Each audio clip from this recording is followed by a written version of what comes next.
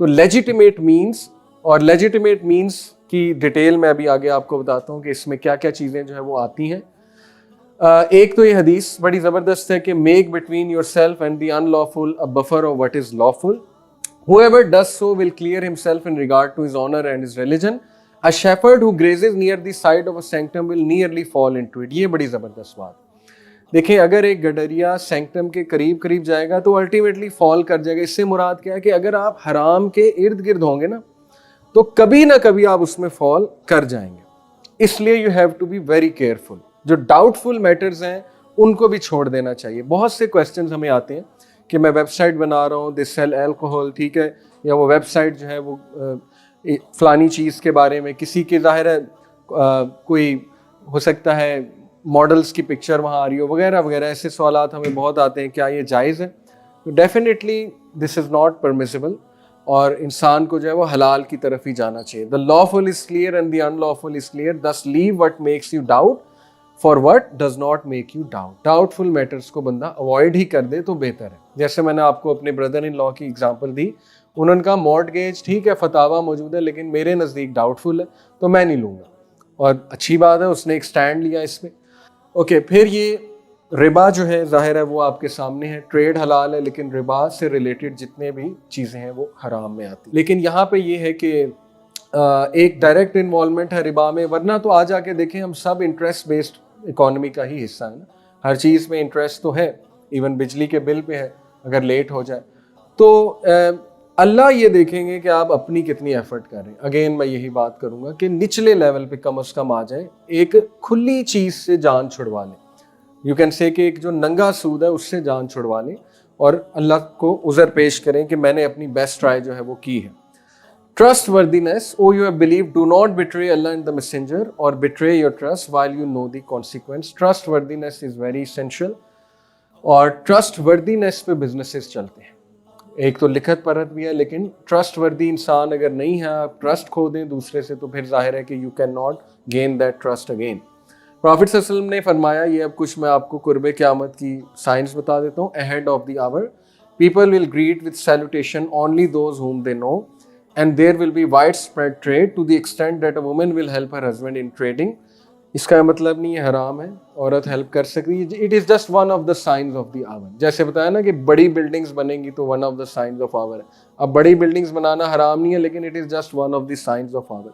There will be severing of ties of kinship, false testimony, concealment of true testimony and widespread literacy.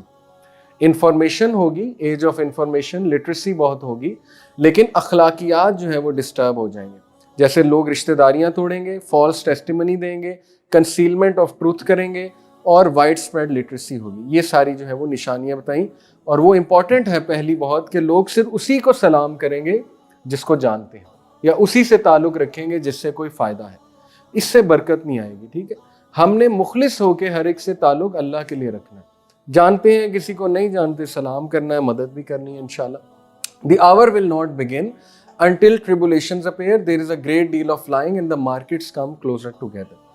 ये बहुत important है, markets come closer together. मेरे नज़दीक I think digital marketing है, क्योंकि finger tips पे अब अली बाबा और दराज.pk और ये सारी चीज़ें, मार्केट्स बहुत क्लोज आ गई हैं आपकी। दूसरी इंटरप्रिटेशन ये भी हो सकती है कि हाउसिंग स्कीम्स में मार्केट्स बहुत क्लोज होती हैं। तो दोनों चीज़ें हो सकती हैं, लेकिन बड़ी फैसिनेटिंग बात है कि प्रॉफिट सल्लल्लाहु अलैहि वसल्लम ने ये बताया, one of the signs of the hour. इसका मतलब नहीं ये कोई नेगेटिव चीज़ है, हराम है। अगेन क्लैरिफाई कर दूँ, this is just one of the signs. और ट्रिबुलेशंस अपीयर, यानी फितने आएंगे, there is a great deal of lying, और बहुत ज़्यादा झूठ आम हो जाएगा।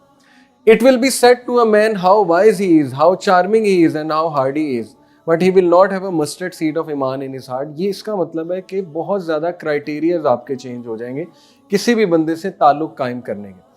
किसी दौर में लोग जो है ना वो ताल्लुक़ उस बंदे से कायम करते थे जो एक नेक इंसान है। आज हम ताल्लुक़ उस बंदे से कायम करते हैं और रिश्तेदारियां भी करते हैं और रिश्ते भी करते हैं, लालच में पड़ जाते हैं कि अच्छा उसके पास अमेरिकन नेशनलिटी, चलो अपनी बेटी की शादी उससे कर देते हैं। बाद में वो अब्यूज़र निकलता है, अल्कोहलिस्ट निकलता है, वुमनाइजर निकलता है, तो फिर हम कहते हैं ये हमने क्या डिसीजन ले लिया। तो देखें ना, हमने खुद फंसाया अपने आप को। थोड़ी सी रिसर्च तो कर लेना कि वो है कौन, उसका कैरेक्टर क्या है, क्या वो खुदा खौफी वाला इंसान है, वगैरह वगैरह। तो इसलिए फरमाया कि क्राइटेरिया तुम्हारे इतने चेंज हो जाएंगे कि तुम कहोगे कि वाह کیا چارمنگ انسان ہے, کتنا ہارڈی ہے, کتنا اچھا بولتا ہے, لیکن اصل میں اس کا کریکٹر, اس کے دل میں رائی کے دانے برابر بھی ایمان جو ہے وہ نہیں ہوگا. When false testimony becomes widespread and people begin to think little of it, this is one of the signs of hour. لوگ اس کو کیجول لیں, جھوٹ بولنے کو اور فالس ٹیسٹیمنی دینے کو, اور یہ ہمارے معاشرے میں بہت کیجول ہے, جو ہمارے سوسائٹی کا ایک ڈاؤن فال ہے انفارچونیٹلی. اوکے, نیکسٹ ہے جی فیئر ٹریٹمنٹ ود ورکرز. یہ بہت ضروری ہے اسلامک بزنس ایتھکس میں. جو بھی آپ بزنس رن کر رہے ہیں, make sure there is spirit of love and brotherhood. خیر کا ایلیمنٹ ہونا چاہیے, اخلاص کا ایلیمنٹ ہونا چاہیے, welfare and betterment of employees ہے. جو بھی آپ کام کرتے ہیں, پالیسیز بناتے ہیں, وہ ان کے ویلفیئر میں ہیں. آپ انہیں مینٹل سیکورٹی بھی دے رہے ہیں اور آپ انہیں فائنینشیل سیکورٹی بھی دے رہے ہیں, بہت ضروری ہے. Fair wages, good working condition and excellent treatment. اور یہ حدیث سیلف ایکسپلینیٹری ہے. The wages of a laborer must be paid to him before the sweat dries upon his body. جلدی اس کو اس کی انکم دے دی جائے اور اس کو ڈیلے نہ کیا جائے, سیلریز میں ڈیلے نہ کیا جائے. کوئی پروجیکٹ ہے, اس کے پیسے ہی آپ نہ دیں کہ دیتا ہوں, تو وہ پھر اللہ تعالیٰ ناراض ہوتے ہیں. تو یہ فیئر ٹریٹمنٹ بھی ایک بزنس ایتھکس میں سے. Not to deal in prohibited items. Allah and His Messenger made illegal the trade of alcoholic liquors, dead animals, pigs and idols. تو جو ہمیں بتا دیا ہم اس کو فالو کریں گے without going into deep questions پوچھنا اور کہنا کیوں, بس ٹھیک ہے ہمیں اللہ رسول نے ایک بات بتا دی, ہم نہیں کر سکتے. تو جو بھی ایسی ویب سائٹ جس میں یہ چیزیں منسلک ہوں, یا کوئی ایسا بزنس یا کوئی ایسا کام جس میں یہ چیزیں آ رہی ہوں, اور بھی بہت سی لسٹ ہے پروہیبٹڈ آئٹمس کی, تو وہ انسان اس میں نہ پڑے. سیل آف الغرار, uncertainty, risk, speculation. In Islamic terminology, this refers to the sale of a commodity or good which is not present at hand.